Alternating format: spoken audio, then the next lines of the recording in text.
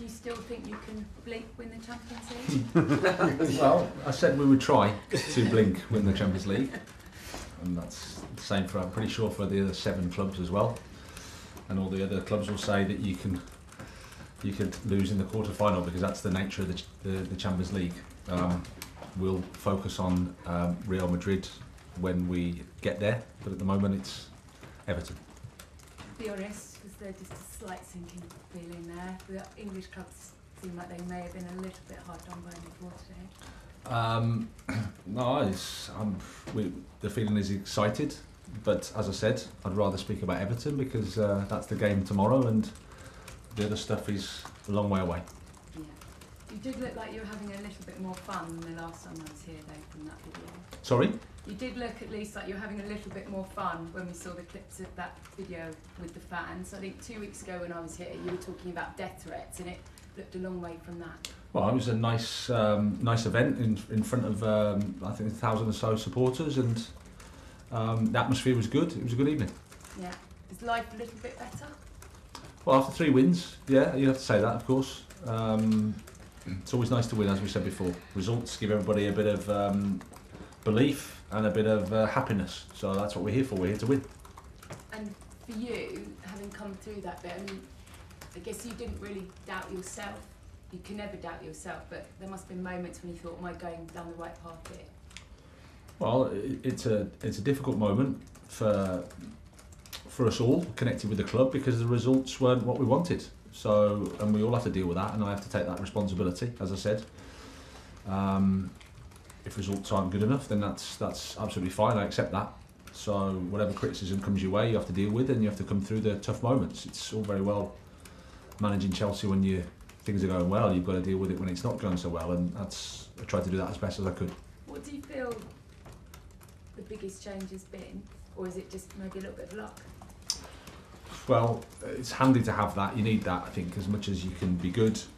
It's also important to be lucky, but you can't wait for that to come around. You've got to keep going. Sometimes football, you don't get the rewards. Sometimes you have to keep going and fight through the storm, and there was a storm for a period of time, absolutely. So we've come out of it with 3 wins, but we need to carry on. We've got a tough game against Everton. Sean Dyche has done a great job since he's gone in there. We're a tough team to play against, so we're looking forward to that challenge in front of our supporters. Last one, yeah, I just want to clear up a couple of injury things, because there's no Sterling in the England squad. So where's he? When might we see him? Can we just run through a couple of others? Yep, Raheem's problem with his hamstring is not too serious, but he'll miss the game at the weekend, and he'll miss the international trip. Same as Mason. Mason, he's been struggling a little bit with his pubic bone.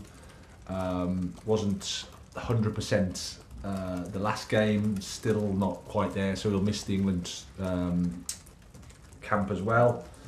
Thiago's still away, Aspi's still away. Apart from that, is he chance of being in the squad. And how good does that feel? Yeah. You had to name him in the squad. Yeah, it's the first time, so it's fantastic. Yeah, great. Thank you. Moose, talk sport. Can I start by asking for your thoughts on Patrick Vieira being sacked at Crystal Palace today? Well, firstly, it's never nice to hear when a colleague loses his job, clearly. And I have a huge respect for Patrick. He's a gentleman, firstly.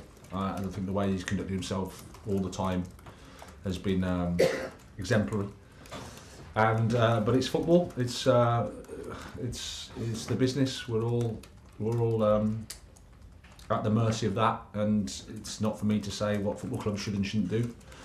We accept that it's part of the job, but obviously I wish him well. He's a top person and he's a top manager. From an outside point of view, I mean, 9 of the 20 clubs in the Premier League this season have changed their manager, including yours and Everton tomorrow.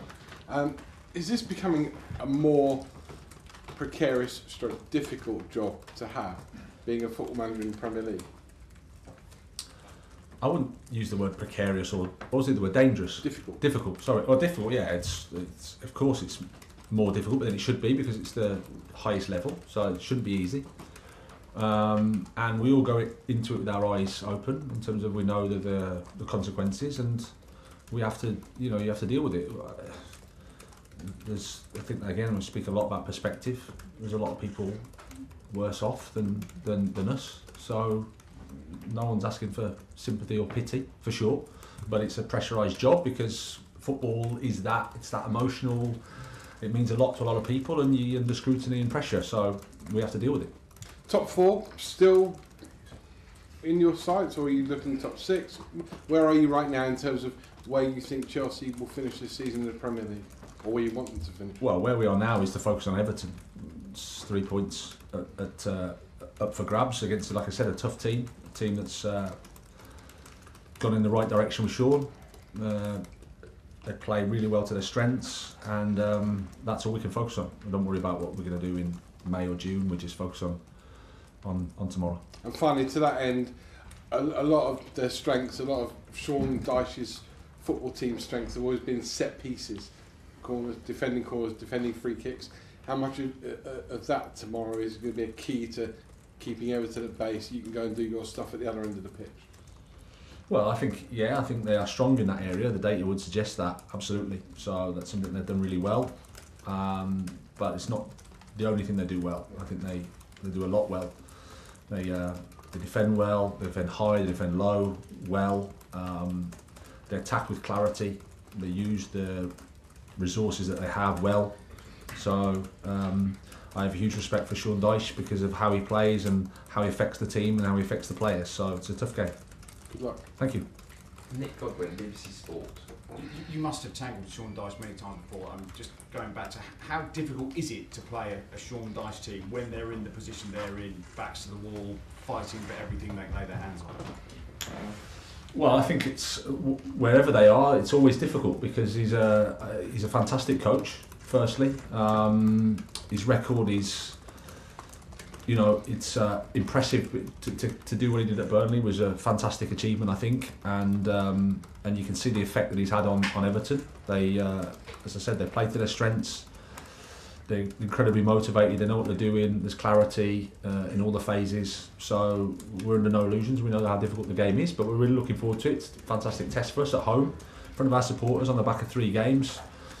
But we have to play well. There's a lot of attention at the moment on Premier League clubs and their travel plans, using flights. I know you flew to Leicester, and Chelsea not alone in this. We're asking Premier League managers about their thoughts on whether these flights are necessary and what the benefits are as well, and on a personal level, whether you, the players, have any reservations about the contributions that they might be making, or these flights might make towards global warming. Well, I think it's something that we increasingly have to look at because, and I think it's something we have to do better with. It's my personal opinion.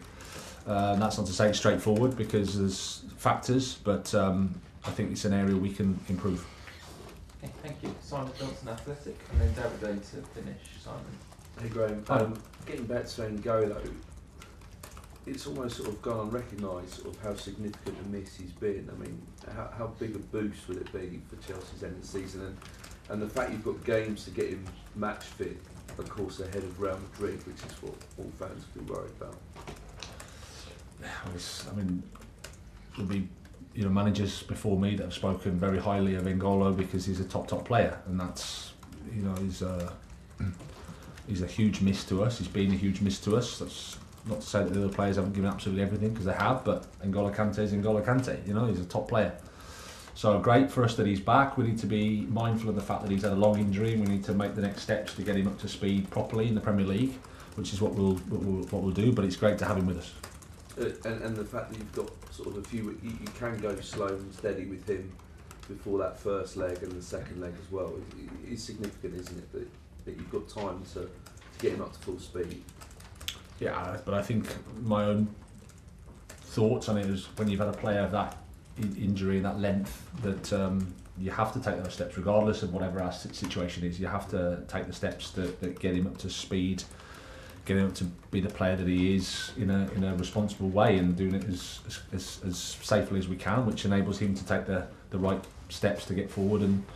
And once he's at his highest level, then he's a huge player for us. Last question in this section, David. Hi, Coach. Hi. I want to take you back to the Champions League and ask you about Carlo Ancelotti, Real Madrid's manager. What do you think about him, if you know him? I don't know him personally. I've played against him when he was the coach at Everton. He's a gentleman, and I mean, there's nothing I can say in terms of how much respect I have for what he's achieved in his career. It's amazing. I think the length of time between Champions Leagues, is it 20 years? Yeah. So that's amazing. It's incredible. And about Chelsea now, you're winning with a back three. What made you decide that this is the best way to play for your team? Well, we had a couple of injuries which can change the dynamic of our side, and we looked at the performance of the team and thought we needed just to adjust things, and the back three felt like a better way for us to go. So it was just in terms of how we attack, how we defend, it felt like better for us.